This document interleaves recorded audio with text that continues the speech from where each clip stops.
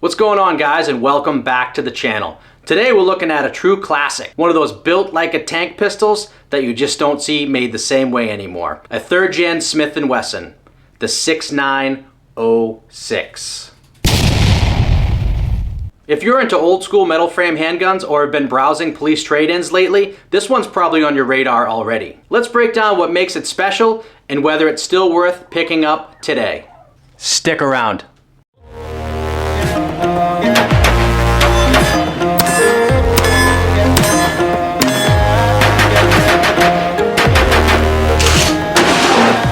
The 6906 is part of Smith & Wesson's 3rd generation pistol lineup, produced from 1989 to 1999. This was right around the time law enforcement agencies were transitioning from revolvers to higher capacity semi-autos. This particular model is a compact double-stacked 9mm with a traditional double-action single-action trigger. It was designed to be reliable, durable, and easy to conceal. Basically the ideal sidearm for detectives and plainclothes officers at that time. Now let's run through some of the key specs real quick. She's chambered in 9mm parabellum, has a double-action single-action trigger with a slide-mounted decocker safety. 12+1 capacity with standard magazines and a 3.5-inch barrel. And she's weighing in at about 26 ounces unloaded. You've got a stainless steel slide paired with an aluminum alloy frame and polymer grips. So it's lighter than it looks, but still has that solid all-metal feel. One thing you immediately notice when you pick up the 6906 is how sturdy it feels. This is not a polymer gun. It's got weight, balance, and that solid old-school feel in your hand that's hard to describe until you handle one.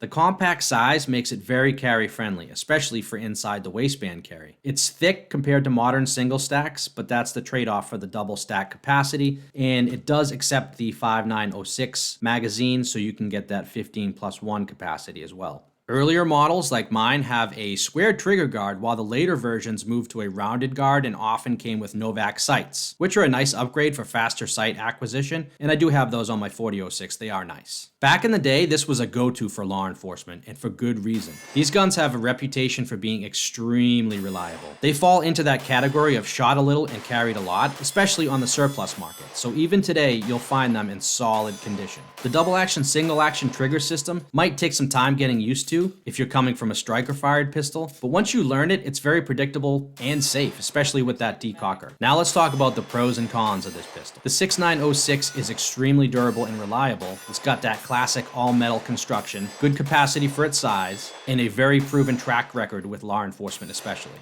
The cons compared to modern pistols are that it's a little heavy. It's heavier than the modern polymer options. It's got a thicker grip, which could be tough for people with smaller hands, and the double-action single-action trigger is a little bit of a learning curve. And it's got a very limited aftermarket for parts and accessories compared to the newer guns.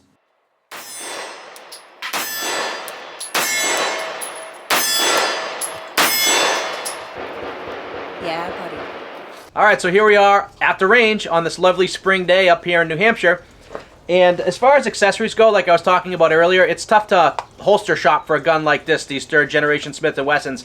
I'm sure there are companies more and more coming out because people are lobbying Smith & Wesson to put these guns back into production. And they've gained a little bit in popularity over these past few months. So anyways, I just got this VersaCarry holster, which fits both my Gen 3 Smith & Wessons. So let's talk a little bit more about this 6906. Right now I have her cocked and locked with 12 rounds, 1 in the chamber, 11 in the magazine, decocked, and the safety is on. So to fire this gun, I'm going to have to click this safety up, defeat that double action trigger pull, which is roughly about 11 to 12 pounds. And then after that, you have a really short reset. These guns have some of the shortest resets on any double action, any gun, striker fired or double single action that I've ever fired. But this gun, compared to my 4006, once you get to the single action pull, it's still about 7 to 8 pounds to defeat that, even though it is an extremely short reset. So let's put some rounds down range to test this baby out.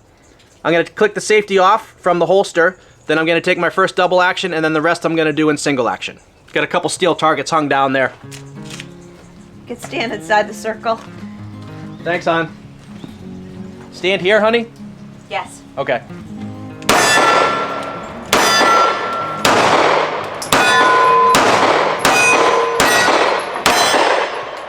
These original mags that go with the 6906 with this little extension at the end there are pretty much impossible to find. But Metgar does make magazines for the 5.906 and other handguns that fit this specific magazine, 15 rounders that do fit this gun. They just hang out the bottom a little bit. So this one is basically a brand new magazine, and let's see how it runs in this gun. We're gonna decock it with the safety on and holster it. And another great feature of this gun, because it is meant to be carried, is this bobbed hammer. All right, let's see how these Metgar magazines run.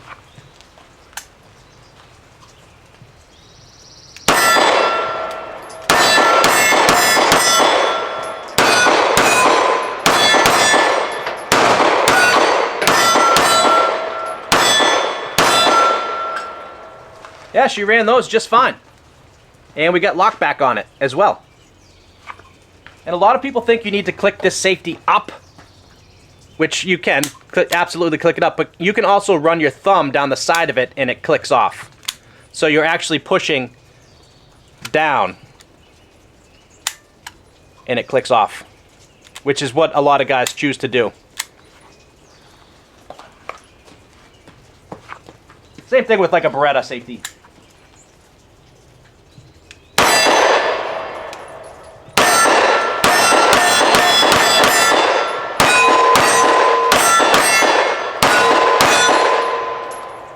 That reset is like nothing. It is so short. Let me show you on camera.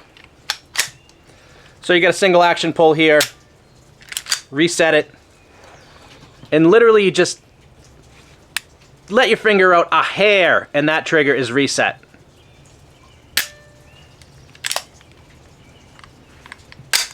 Another thing is this slide catch, slide release is a little far up, so you either have to break your grip or use your support hand.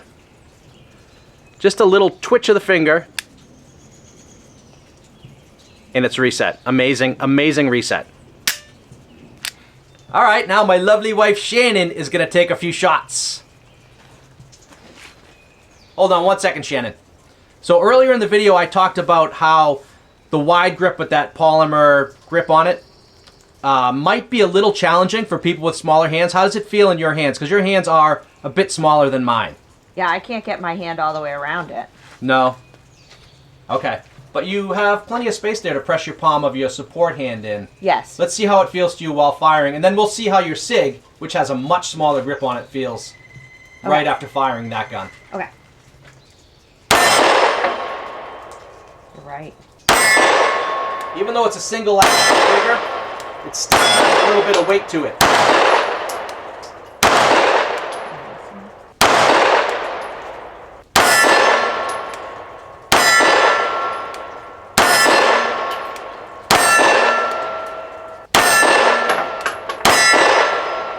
All right, so what do you got there, Shannon? This is the SIG 365 rose gold. Yep, with the comp on the end there. So it's comparable. Maybe. Yeah, the grip on that one is much smaller. Yes. Yeah. All right, let's see how it feels to you right after firing the 6906.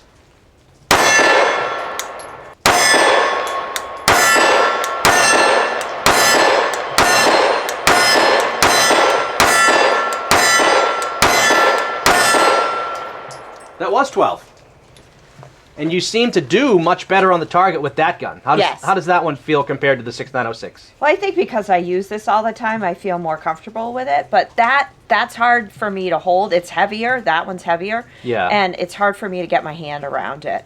Okay. And I think the fact that there's like very little room from when you go from one pull to the next would take a little bit of practice, because you don't feel like... You feel like you're almost at the very back when you pull the trigger. Yeah, it is like almost right up against the frame. It feels like there's no room to even pull the trigger. Oh, okay. So you're saying your trigger, you have to kind of unnaturally pull your finger Yes, I feel like I'm further pushing back it into the back of the gun. That's a good point. I didn't even think of that. Yeah. Yeah, that is a very good point. Yep.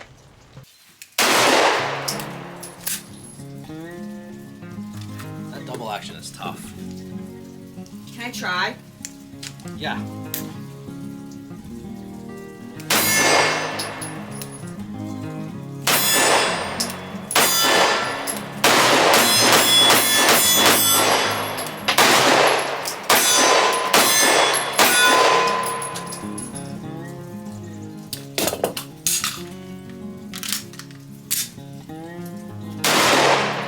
a single action, you still got a little bit of weight there.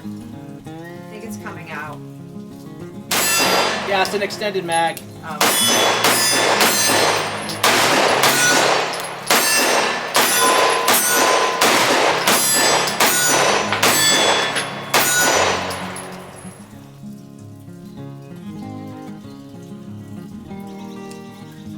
I can't. Hold on, wait.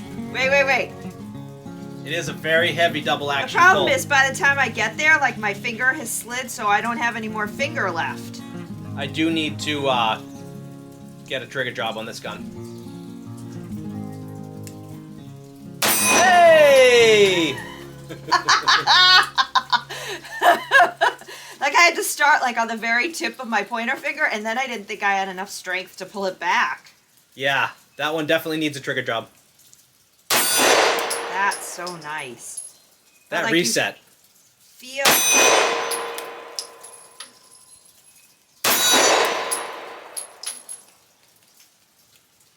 That's the other one. Like.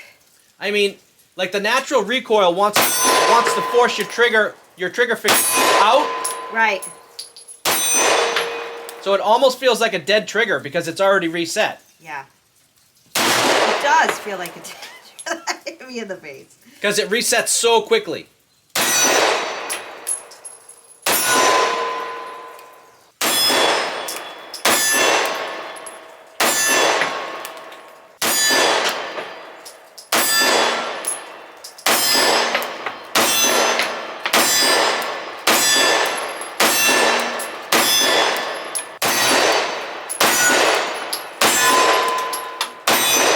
Nice shooting. I didn't miss one that time, but No, this good is job. killing my hand. Oh, you getting some slide bite? Well, no. Oh, this that's is from raking. From raking. Shannon has a previous injury due to raking. So no malfunctions That was nice. with this Metgar mag. Yeah. The more you practice, the more you can feel it. But it really does feel like you're going to hit the back of the gun. Like there's no Yeah. other place for you to go. The trigger's Yeah, this- just not going to pull. What Shannon's talking about is how the trigger on her gun breaks further out from the frame. Very nice break on that gun. And this one, it's got a magazine disconnect, so I got to put the mag in. This one breaks almost, or actually right up against the frame. Yeah. I see exactly what you're saying. Yeah.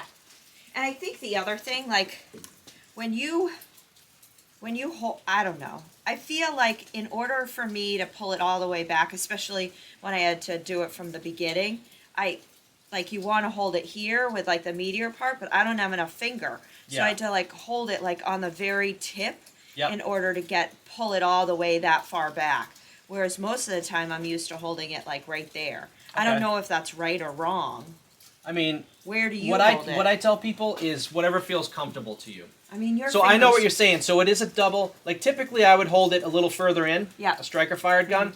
But you're absolutely right. With this double action, I hold it more so on the pad of my finger, so I can get a full pull all the way through Right. and maintain that feel. Yeah. Because if I pull it in here, my finger hits the frame before it's going to break. And that's what And then it happens. feels like I have to contort my finger to get it to break. Yes.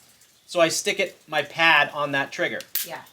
Which is, the way that instructors tell you where your finger should be. They tell you that it should be on the middle of the pad of your finger. Right.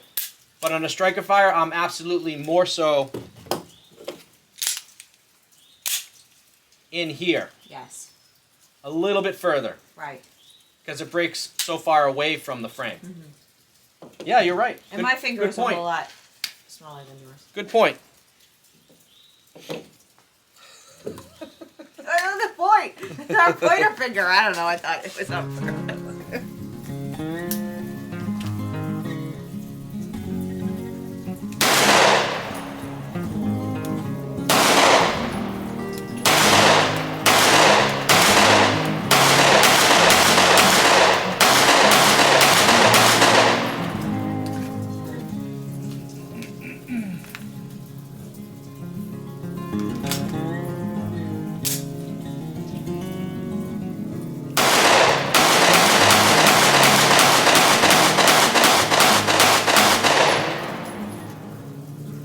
Alright, and so now for the patented water jug test, we have some 124 grain hollow tip jacketed from Underwood.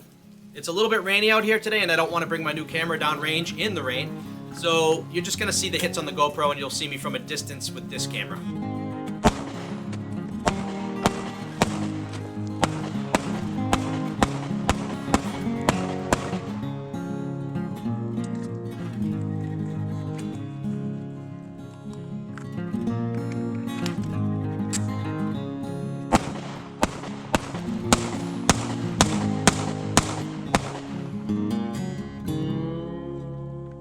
All right, so we're back, and that was a fantastic range day with the 6906.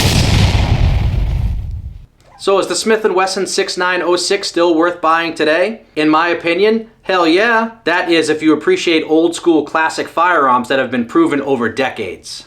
It's not the lightest, it's not the most modern, but she's dependable, she's very concealable, and she's built to last. This is one of those pistols that represents a certain era of handgun design. She's built like a tank. It's a generational handgun. I will be handing this down to my children. She's aesthetically pleasing, in my opinion, very beautiful. This is the type of pistol that you take out to dinner and a movie, then bring her home to meet your mother. If you've ever owned or carried a 3rd gen Smith & Wesson, please tell me about it down in the comments. If you like what you see here, go ahead and subscribe to the channel and give me a like as well. Until next time, this is the gun-toting pacifist. Stay active, stay alert, and stay armed. Yeah, buddy.